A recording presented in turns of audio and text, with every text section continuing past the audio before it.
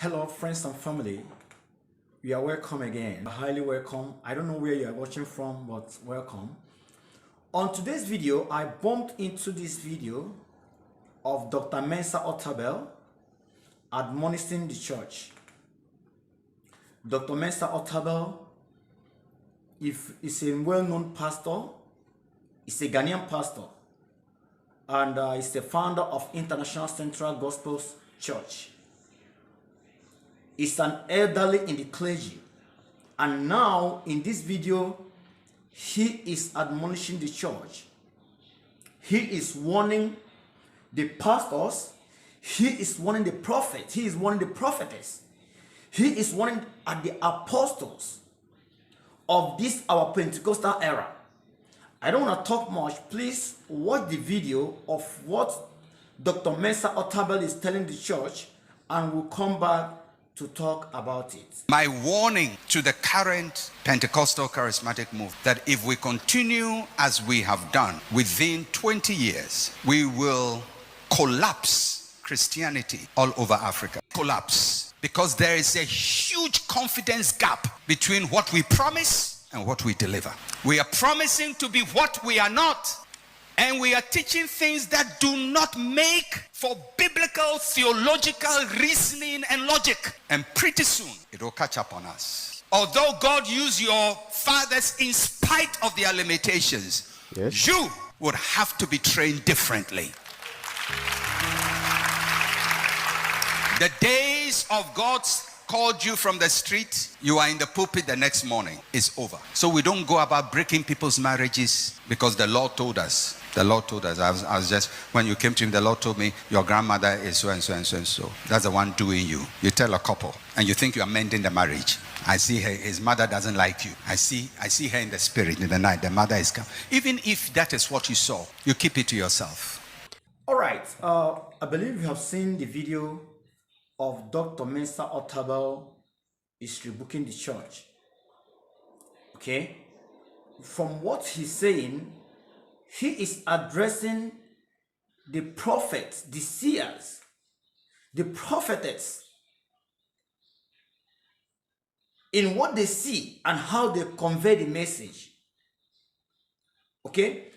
These things, you know, these things, when these things happen, we think it's only the young pastors or the young preachers. No.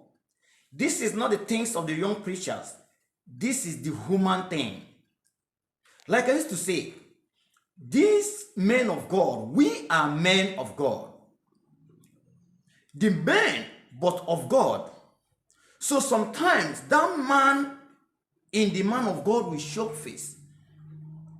That man in the man of God will surface. And this is where the whole problem lies. This is where the whole problem lies.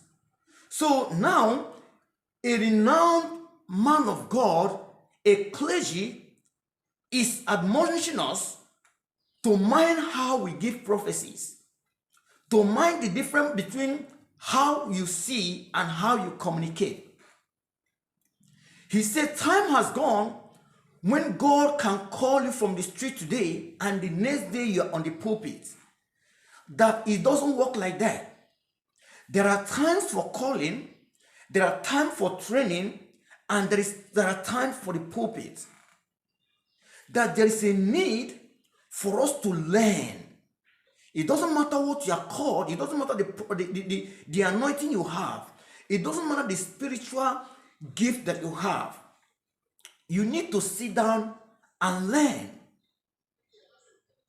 You need to learn the ethics of the pulpit. You need to learn how to convey messages.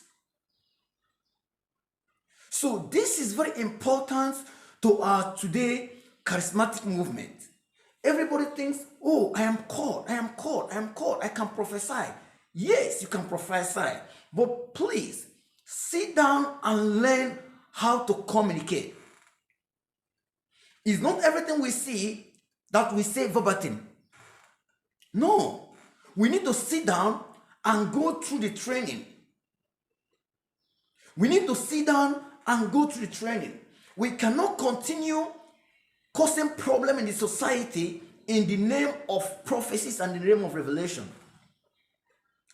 The same thing you are trying to build, you can end up destroying the same thing you want to build. The same thing you are trying to come up with your own prophecy, and you want to help the situation. You want to let the situation calm down, or you want to bring healing. You can end up destroying the same thing you want to protect. Please, let this not be a message to only young ministers. Let this not be a message to only young preachers. Let it be a message to everybody. In the message, you saw him, he's talking to everyone. It's not only for the young ministers. Okay, to confirm and to bring to your notice closer a better understanding of what we are saying, please listen to the next video. Let's see the next video. You are a rapist. Come here. You and you, we are a rapists. You rape a lady. You rape a lady. That is this problem in your life. Don't hate me. I want you to excel. If it's not true, say it's not true.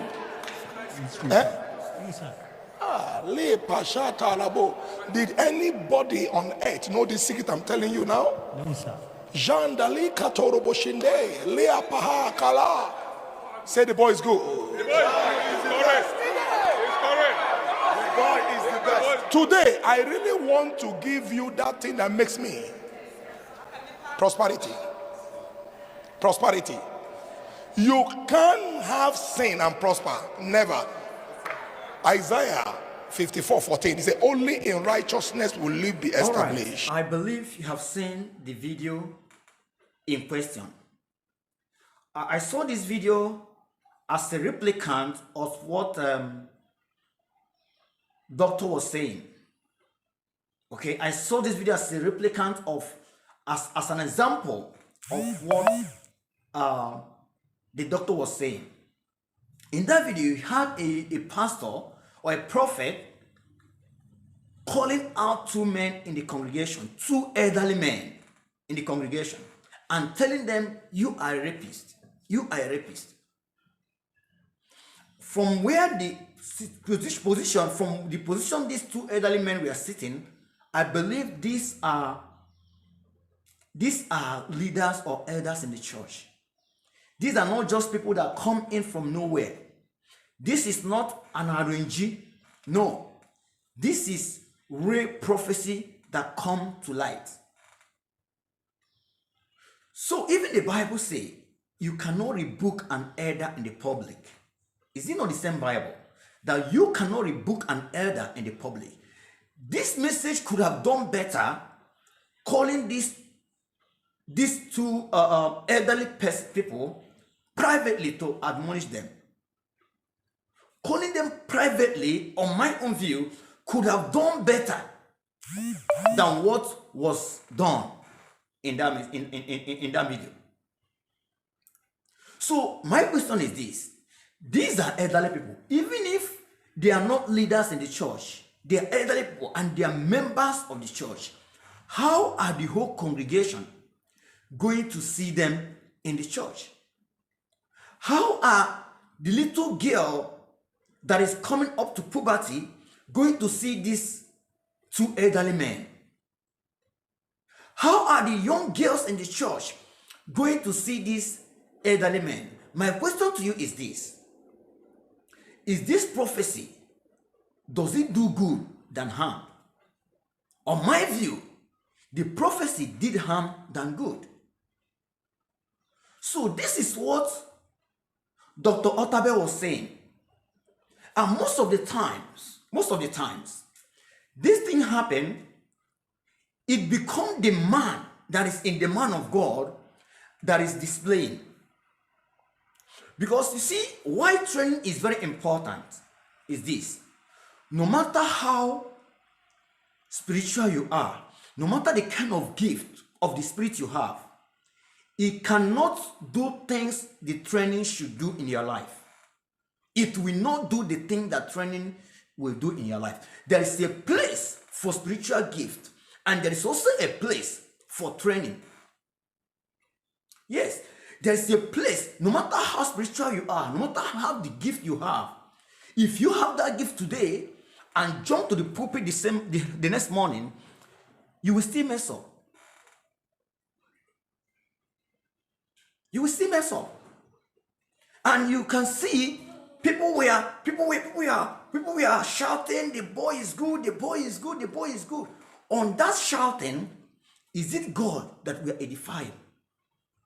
Because whatever gift you have, whatever gift of prophecy you have, if it is not to edify the church, we have missed the main thing.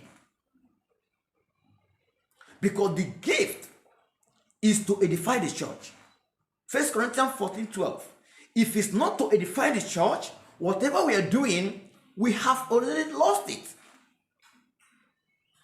So that shout, the boy is good, the boy is good, is edifying the man of God, not edifying the church. This is my own view. And you see, in this our era, I think I have said it before, in this our era, the problem we have is there is no message for the pastors, there's no message for the workers, there's no message even for your main followers, your leaders. Every message now is for the public.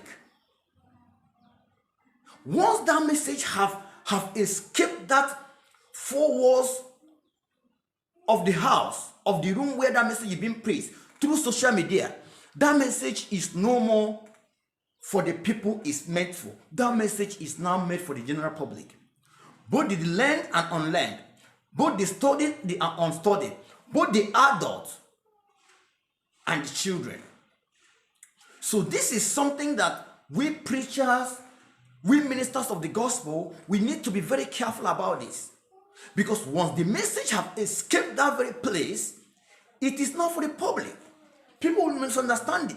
People that the message is not for will get it and they'll misunderstand it.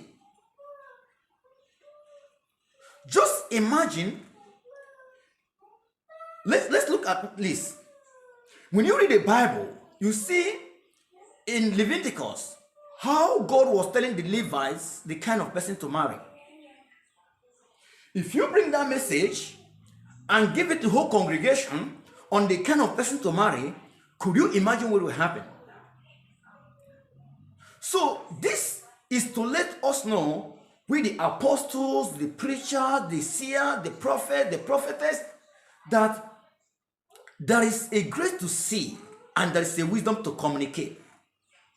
You can have that grace to see and you miss the wisdom to communicate it and things will still go wrong. So this is my stake. This channel, we are committed to bringing the knowledge and the wisdom wherever is it. And our aim is to weigh it on a balance and learn from it and make the world a better place. Thank you so much. You can share it. You can comment. Whatever is your view, please drop it on the comment section. Let's talk about it. Remain blessed.